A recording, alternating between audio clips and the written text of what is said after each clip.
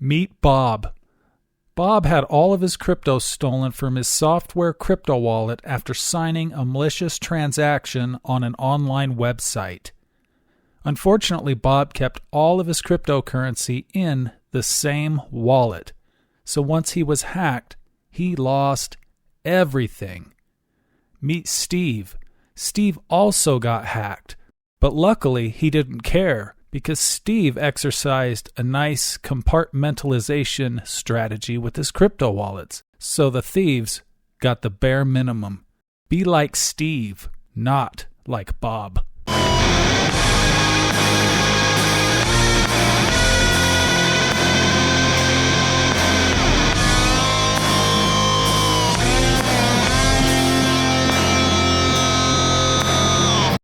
Unfortunately, we live in a world today where it is very easy to steal crypto from unsuspecting victims in a whole host of different manners. So we have to take extra precaution in this day and age to keep this from happening. Sophisticated hackers can get you by using fake QR codes, malicious transactions, or simply just hacking your crypto wallets if you have poor security, poor passwords, or simply by leaving your seed phrase somewhere where another person can find it. Thanks for the free Bitcoin. Easy money. Now I've developed a 3-wallet strategy that can help you from getting hacked by compartmentalizing your wallets from each other and limiting where and when those wallets are used, only using them under certain circumstances. The first wallet being the burner, which is basically your spending cash. The second wallet being the middleman, which is very similar to your checking account. And the vault, which is exactly what it sounds like. It is basically the same thing as a savings account, or essentially a safe.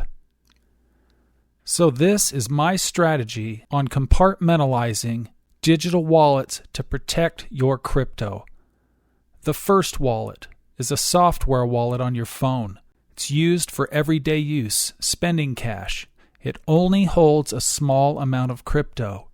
It accepts deposits from wallet number 2 only within the rotation of these 3 wallets. Anytime that you are going to make a payment or use this wallet online or in public in any way, shape, or form, this is the wallet that you're going to use for your everyday use. And it is never used in conjunction with wallet number 3, your vault. With this wallet basically just being on your phone, so it's easy to access, it's always with you, and it's just a basic software wallet. Essentially being a burner. You don't really care about this wallet other than the fact that it helps you transact in the public space. If anything is to happen to this wallet and it becomes compromised for any reason, first you're only going to lose a small amount of crypto because there's not much in there to begin with. Second off, being a burner, you're not partial to it. So you'll just delete it, download a new wallet with a new seed phrase, and start the process all over again, starting fresh. The number 2 wallet. This is a cold storage wallet with Bluetooth so that it easily connects to the same device that you use your number 1 wallet on. You never carry the cold storage device with the paired phone in public. This is used as a medium to store small or medium amounts of crypto. All funds from the number 3 wallet, the vault, transfer through this wallet to the number 1 wallet. You never transfer from the vault to the burner, to the number 1 wallet. You always transfer from the number 3 wallet to the number 2 wallet. Then you parse it out from the number 2 wallet to the number 1 wallet. You never accept payments on the number 2 wallet, only the number 1 wallet. If you do accept payments in the number 1 wallet, you then transfer them from that wallet to the number 2 wallet. This creates space between the number 1 wallet and the number 2 wallet. So if the number 1 wallet comes into any malicious software, it cannot get to the number 2 wallet. So you never accept payments on this wallet. It never accepts deposits from any foreign wallet. Only number 1, the burner, or number 3, the vault. this wallet must have a 24-word seed phrase, and it would be a bonus if you also had a 10 to 20-word passphrase. This wallet, the middleman, is basically like your checking account. So you want to be able to connect it to the same phone that you use for your burner wallet, the one that you use for your everyday transactions, your spending cash. So you want it to have Bluetooth so that it's easy to connect it to the device so that you can transfer crypto from the number 2 wallet to the number 1 wallet. Let's say you keep $1,000 on the number 2 wallet, but you want $100 on the number 1 wallet for spending cash. You would just connect to this device, transfer the $100 from the number 2 into the number 1 wallet, then disconnect, then make the transactions from the number 1 wallet, compartmentalizing the number 2 from the number 1. These types of wallets come with a basic app that works with the specific device. The example I'm using here is the Ledger Nano X, which has Bluetooth. So you would essentially have a separate app on your phone from the number 1 wallet and the number 2 wallet, but in order to access this particular wallet, you have to have the cold storage device because it acts as your private key. So even if someone gets your phone and they can hack the number 1 wallet, they're not going to be able to access the number 2 wallet unless they have the private key. That's one reason why you never carry the private key with the phone it is paired with. Moving on to the number 3 wallet, the Vault. This is a cold storage wallet without Bluetooth. This one will not connect to your phone unless it is hardwired. This is used solely as a vault to store large amounts of crypto. Now, during this wallet's lifetime, it will only ever interact with one single wallet, the number 2. This wallet has a 24-word seed phrase and a 25 to 35 character passphrase. Now, the reason you don't want Bluetooth on this is because you want to make it harder to connect this wallet to your device because you won't be using it very often. Let's say you want $100 in spending cash, but you don't have any crypto in the number 1 or number 2 wallet. You will plug in your number 3 wallet. For this example, we'll say to your desktop computer. Then from this wallet, you transfer $500 directly to the number 2 wallet. You then disconnect the device and put it back where it is stored. Then you log into the number 2 wallet using your private key, transferring the $100 from the number 2 wallet into the number 1 wallet where you can use it for spending cash. Disconnecting the cold storage device, storing it safely. Now you can spend the $100 from your number 1 software wallet on your phone out in the public arena or online, wherever you might need to spend it, and at no point will you be putting the number 2 or the number 3 wallet at risk. The number 3 wallet never, ever directly deposits crypto into the number 1 wallet. Only the number 2. The number 2 is the middleman. This is the same thing as going to your bank with the number 3 wallet being your savings account, moving into your number 2 wallet, which would then be your checking account, to which then you would take out cash to spend as your number 1 wallet. You're replicating the exact same thing.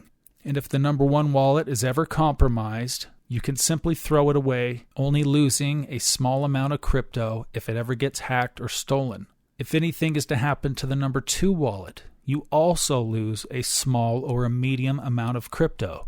But the number 3 wallet, this is the one that you protect the most, including having it backed up by a steel seed phrase backup in the event that the device is broken, lost, or for example, a flood or a fire, something that could damage the device and something that could definitely damage your seed phrase backup, because steel will not melt in a house fire, it will not rust, it will not tarnish, and if you buried it in the backyard underwater, it would still be legible 30 years from now. But you protect the number 3 wallet, the vault, with your life.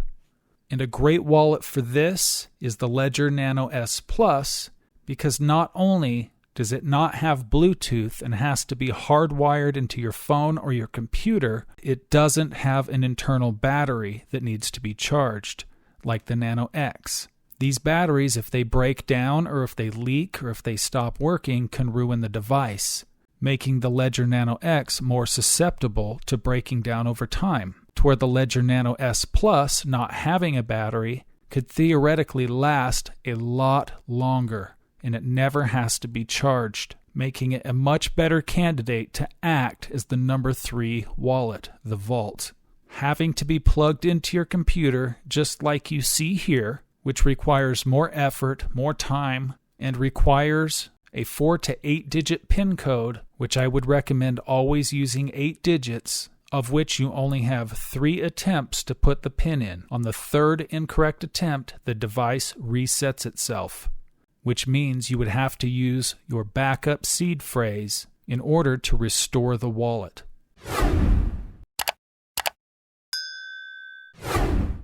And one thing that I would never, ever recommend using, and this is not a dig against Ledger or any other company specifically, would be using seed phrase recovery services, because this puts your seed phrase out in the public sphere. No matter what technique they use, no matter how they do it, whether it's splitting up your seed phrase, a combination of storing it somewhere in analog form versus digital form, it doesn't matter, because you're essentially handing the keys to the kingdom to someone else, putting the power outside of your control.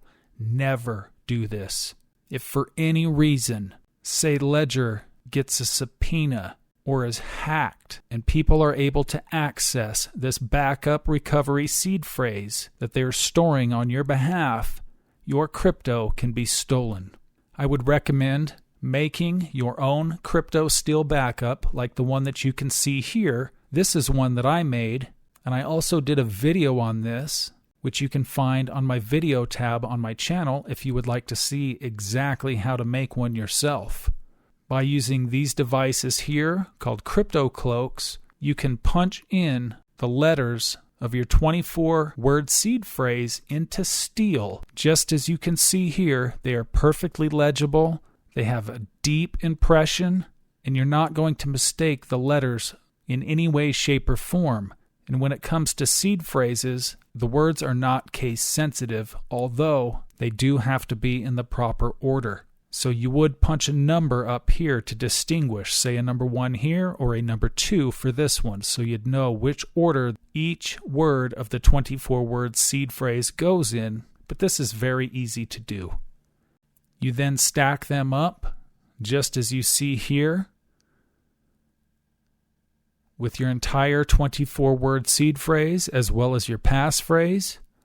That steel slides right into this aluminum case, which can be sealed and is completely watertight, which means that your backup seed phrase in itself is fireproof, it will not rust, it will not tarnish, and being inside of this case, which is waterproof, you could bury this thing in the ground for 100 years and pull this out, and still it would look just like it did the day you put it in the ground.